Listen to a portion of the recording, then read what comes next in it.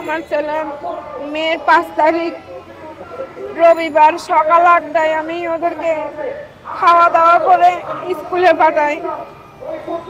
স্কুলে পাঠানোর পর ওরা স্কুলের ড্রেস পরা, বই খাতাও সঙ্গে ছিল। আমি ওদের ওদিন লাস্ট ডেট ছিল ফর্ম ফিল আপ করার। আমি ওদেরকে বললাম তোমরা স্কুলে ক্লাসে ঢুকার আগে কাগজগুলো স্যারকে জমা দিবা, জমা দিয়ে ক্লাসে ঢুকবা।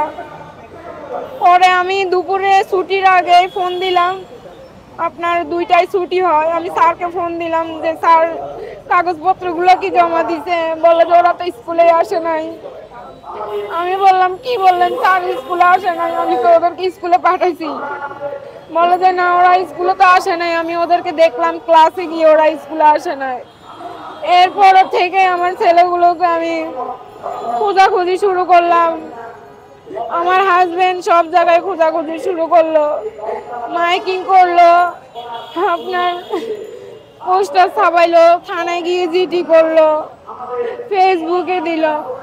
আজকে 1 মাস 2 দিন হয়ে গেল আমি আমার ছেলেগুলো এই পর্যন্ত খুঁজে পেলাম না।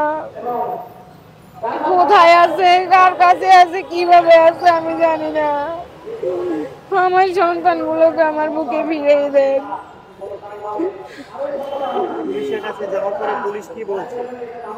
পুলিশ বলছে আমরা আমাদের কাজ করতেছি, আমাদের চেষ্টা আমরা চালাইতেছি, কিন্তু পুলিশও আমার এই পর্যন্ত কোনো তথ্য দিতে পারে না।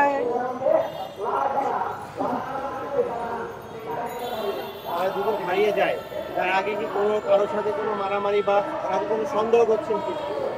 না, কারোর সাথে কোনো মারামারি হয় নাই। এমনি আশেপাশের ভাড়াটিদের সাথে মহিলা তো ঝগড়াঝাটি হয় কম বেশ। এমনি ওদের সাথে আমার সাথে 1 সপ্তাহ আগে একটু টুকিটাকি ঝগড়াঝাটি হয়েছিল, কিন্তু কারোর সাথে কোনো মারামারি ধরাধরি এরকম কিছু হয় নাই। তারা কোন ক্লাসে পড়ে? আমার বড় ছেলে 7-এ পড়ে আর ছোট ছেলে 6-এ পড়ে।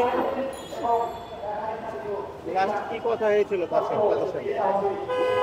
লাস্ট কথা আমি ওদেরকে নাস্তা খাওয়াইছিলাম, নাস্তা খাওয়াই ওদেরকে স্কুলের ড্রেস বের করে দিয়ে রেডি করাই ওদেরকে বললাম স্যারের কাছে গিয়ে তাড়াতাড়ি তোমরা ফর্ম ফিল আপটা করবা, তাড়াতাড়ি কাগজগুলো জমা দিবা, দিয়ে ক্লাসে ঢুকবা।